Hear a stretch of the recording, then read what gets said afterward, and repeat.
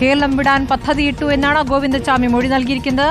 സംസ്ഥാനം വിടാനുള്ള ആലോചനയായിരുന്നു, മോഷണം നടത്തി പണം കണ്ടെത്താനായിരുന്നു ശ്രമമെന്നും ഇയാൾ സമ്മതിച്ചിരിക്കുന്നു. 1.5 മാസത്തെ ആസൂത്രണമെന്നാണ് ഗോവിന്ദച്ചാമിയുടെ മൊഴി. പാത്രങ്ങളും ഡ്രമ്മും ഉപയോഗിച്ചെന്ന് ഇയാൾ പോലീസിനോട് സമ്മതിച്ചിരിക്കുന്നു. മൊഴിയുടെ വിവരങ്ങളാണ് ഇപ്പോൾ റിപ്പോർട്ടിന് ലഭിച്ചുകൊണ്ടിരിക്കുന്നത്. ഇപ്പോൾ ഇയാളെ ക്രൈംബ്രാഞ്ച് ഓഫീസിൽ എത്തിച്ചിരിക്കുന്നു. കൂടുതൽ ചോദ്യം ചെയ്യലിന് 1.5 മാസത്തെ ആസൂത്രണം ഇയാൾ എങ്ങനെ നടത്തി എന്നതിന്റെ കൂടുതൽ വിവരങ്ങൾ കൂടി നമുക്ക് ലഭ്യമാകേണ്ടതുണ്ട്.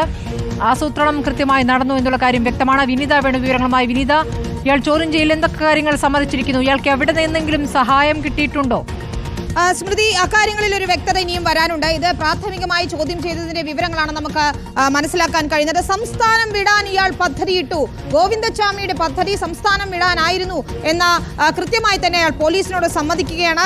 ഇതിനുള്ള പണം കണ്ടെത്താൻ പുറത്തിറങ്ങി മോഷണം നടത്തുക എന്നതായിരുന്നു ഇയാളുടെ ലക്ഷ്യം. ഏതെങ്കിലും വീട്ടിൽ കയറി മോഷണം നടത്തി നേരെ കേരളം വിടുക എന്ന ലക്ഷ്യമായിരുന്നു ഉണ്ടായിരുന്നത്. മാത്രമല്ല 1.5 മാസമായി താൻ ജയിൽ ചാടാൻ ആസൂത്രണം നടത്തുകയായിരുന്നു എന്ന ഗോവിന്ദച്ചാമി സമ്മതിക്കുന്നുണ്ട്.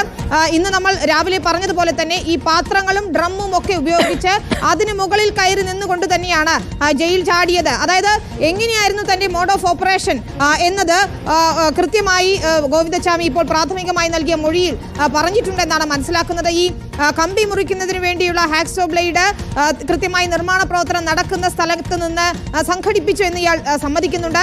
മാത്രവുമല്ല, ഈ തുണി കഴിഞ്ഞ കുറേ ദിവസമായി ഇത്തരത്തിൽ പലപ്പോഴായി തുണി കഷ്ണങ്ങൾ, അവിടെ കിടന്നിരുന്ന പ്ലാസ്റ്റിക് കവറുകൾ, ഇതൊക്കെ തന്നെയും ശേഖരിച്ചിട്ടുണ്ട് എന്നുകൂടി ഇയാൾ സമ്മതിക്കുകയാണ്.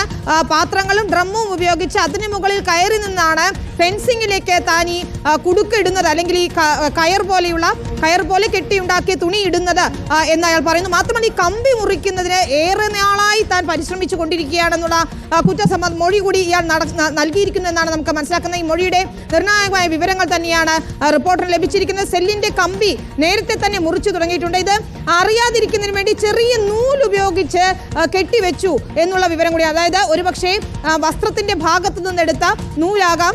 മാത്രമല്ല, ജയിൽ മോചിതരായവരുടെ, നമ്മൾ നേരത്തെ തന്നെ നമുക്ക് സംശയമുണ്ടായിരുന്നു, ഈ തുണികൾ, ഇത്രയധികം തുണികൾ എങ്ങനെ ഇയാൾക്ക് കിട്ടി? കാരണം ഉണക്കാനിട്ടിരുന്ന തുണികൾ കാണാതായാൽ അതിൽ മറ്റ് തടവുകാർ പരാതിപ്പെടില്ല എന്നൊരു സംശയം ഉണ്ടായിരുന്നു. പക്ഷെ അങ്ങനെയല്ല, ജയിൽ മോചിതരാകുന്നവരുടെ തുണികൾ, അവിടെ വേസ്റ്റായി കിടന്നിരുന്ന തുണികൾ, ഒപ്പം പ്ലാസ്റ്റിക് കവറുകൾ, ഇതൊക്കെ ശേഖരിച്ചുകൊണ്ടാണ് താൻ കൃത്യമായി ഇങ്ങനെ ഒരു വടം കെട്ടി ഉണ്ടാക്കിയത് എന്ന് അയാൾ കൃത്യമായ മൊഴികൾ നൽകുന്നുണ്ട്. ഏറ്റവും നിർണായകമായ കാര്യം, 1.5 മാസത്തോളമായി ഈ ആസൂത്രണം നടന്നിട്ടും ജയിൽ അധികൃതരെ തനിക്ക് കബളിപ്പിക്കാനായത് എങ്ങനെയെന്ന് ഗോവിന്ദച്ചാമി വിവരിക്കുകയാണ്. അധികൃതർ അറിയാതിരിക്കുന്നതിന് വേണ്ടി നൂൽ കെട്ടിവെച്ചു. അതായത് ഈ സെല്ലിന്റെ ഏറ്റവും താഴെ ഭാഗത്താണ് ആക്സോ ബ്ലേഡ് ഉപയോഗിച്ച് അയാൾ പകുതി ഭാഗം മുറിച്ചു വെച്ചിരുന്നത്. പുറമേ നിന്ന് ഉദ്യോഗസ്ഥർക്ക് നോക്കിയാൽ ഒരിക്കലും അത് കൃത്യമായി മനസ്സിലാക്കാൻ സാധിക്കില്ല. മാത്രമല്ല, ഈ അഴികൾ ഇളക്കി നോക്കുകയൊന്നും ചെയ്യുന്നുണ്ടായിരുന്നില്ല, അല്ലെങ്കിൽ അങ്ങനെയൊന്നും ചെയ്യുക പതിവില്ല. അപ്പോൾ ഈ ഉപ്പ് ഉപയോഗിച്ച് ഈ കമ്പിയുടെ ചെറിയ ഭാഗങ്ങൾ തുരുമ്പിപ്പിക്കാൻ ശ്രമിച്ചു. അവിടെ ആക്സോ ബ്ലേഡ് ഉപയോഗിച്ച് മുറിച്ചു. അതിന് മീതെ നൂൽ കെട്ടിവെച്ചു. ഏറ്റവും പ്രധാനപ്പെട്ട കാര്യം അത് തന്നെയാണ്, അയാളുടെ മോഡ് ഓഫ് ഓപ്പറേഷൻ അത് ആസൂത്രിതമായിരുന്നു. സെല്ല് എങ്ങനെയാണ് ഇത്രയും ഗുരുതരമായ വീഴ്ച എങ്ങനെ സംഭവിച്ചു എന്ന ചോദ്യത്തിന് ഇയാളുടെ പ്രാഥമിക മൊഴിയിൽ നിന്ന് നമുക്ക് ഉത്തരം ലഭിക്കുകയാണ്. അഴികളുടെ താഴെ ഭാഗം ഉപ്പ് ഇട്ട് തുരുമ്പിപ്പിച്ചു, അവിടെ ആക്സോ ബ്ലേഡ് ഉപയോഗിച്ച് മുറിച്ചു, അത് കാണാതിരിക്കുന്നതിന് വേണ്ടി നൂൽ കെട്ടിവെച്ചു. അങ്ങനെയാണ് കൃത്യമായി ഇതിന്റെ അഴികൾ വളച്ചെടുക്കുന്നതിന്, പുറത്തു ചാടുന്നതിന് കഴിഞ്ഞത്. രണ്ടാമത്തെ ചോദ്യം, എങ്ങനെ ഇയാൾക്ക് ഈ തുണികൾ കിട്ടി എന്നതായിരുന്നു. അതിനും ഉത്തരമാകുന്നു.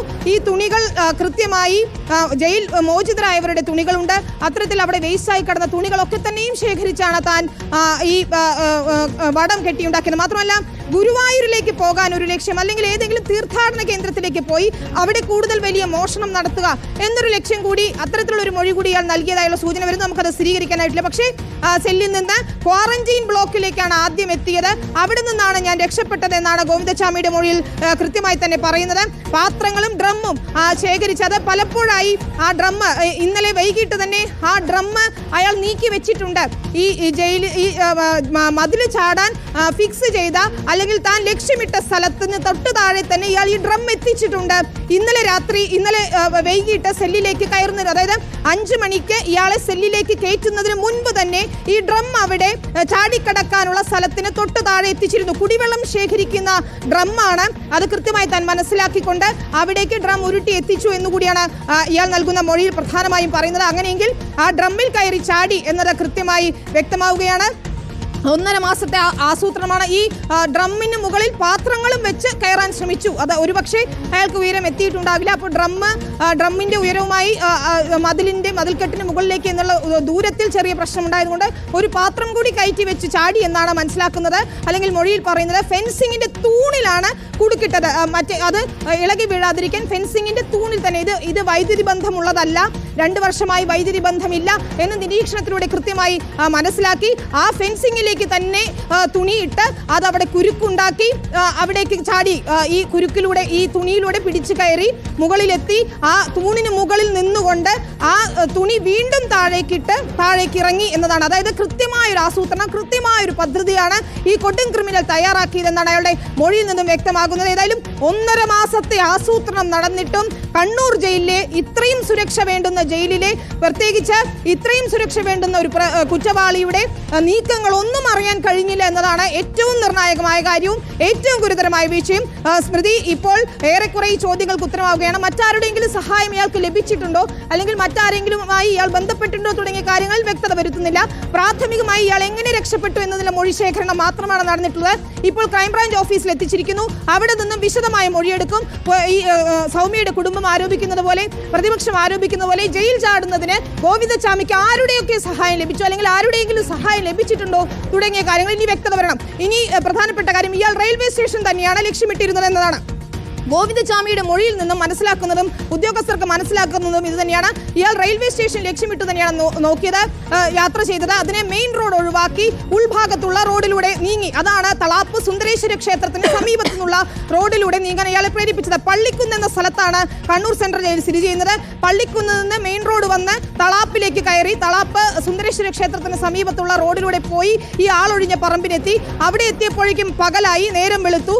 അതോടുകൂടി വാർത്തകൾ വന്നതോടെ ആളുകൾക്ക് തന്നെ മനസ്സിലാക്കുന്നു, ആളുകൾ തന്നെ തിരിച്ചറിഞ്ഞത് അറിഞ്ഞതോടുകൂടിയാണ് ഓടി രക്ഷപ്പെടാൻ ശ്രമം നടത്തിയത്. അതുവരെ നമ്മൾ CCTV ദൃശ്യങ്ങളിൽ കണ്ടതാണ്. വളരെ കൂളായാണ് ഗോവിന്ദചാമി നീങ്ങുന്നത്. തന്റെ കൈ മറച്ചു വെക്കുന്നതിന് ഒരു തുണി ഉപയോഗിച്ചു എന്നുകൂടി ഗോവിന്ദചാമി പറയുന്നു. അപ്പോൾ ഈ മറ്റ് സഹായങ്ങൾ ലഭിച്ചിട്ടില്ല എന്ന് ഇയാൾ ഇപ്പോൾ പ്രാഥമികമായി മൊഴി നൽകുമ്പോൾ പോലും അത് വിശ്വാസത്തിലെടുക്കാൻ പോലീസ് നിലവിൽ തയ്യാറായിട്ടില്ല. അതുകൊണ്ട് തന്നെയാണ് ഇപ്പോൾ കോടതിയിൽ ഹാജരാക്കേണ്ടെന്ന തീരുമാനമെടുത്തിരിക്കുന്നത്. ക്രൈംബ്രാഞ്ച് ഓഫീസിൽ എത്തിച്ച് വിശദമായി ചോദ്യം ചെയ്യുകയാണ്. ചോദ്യം ചെയ്യൽ അടുത്ത ഘട്ടത്തിലേക്ക് കടക്കുന്നു. ഇപ്പോൾ നിർണായകമായ വിവരങ്ങൾ ഗോവിന്ദചാമിയുടെ മൊഴിയായി പുറത്തുവരികയാണ്.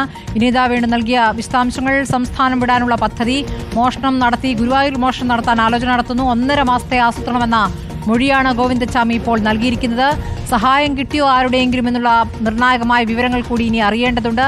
എങ്ങനെയാണ് ഇയാൾ ഈ ജയിൽ ചാടാനുള്ള സാധനങ്ങൾ കൈക്കലാക്കിയത്, എങ്ങനെയത് നടപ്പാക്കി എന്നുള്ള കാര്യങ്ങളടക്കം ഇപ്പോൾ പുറത്തേക്ക് വരികയാണ്.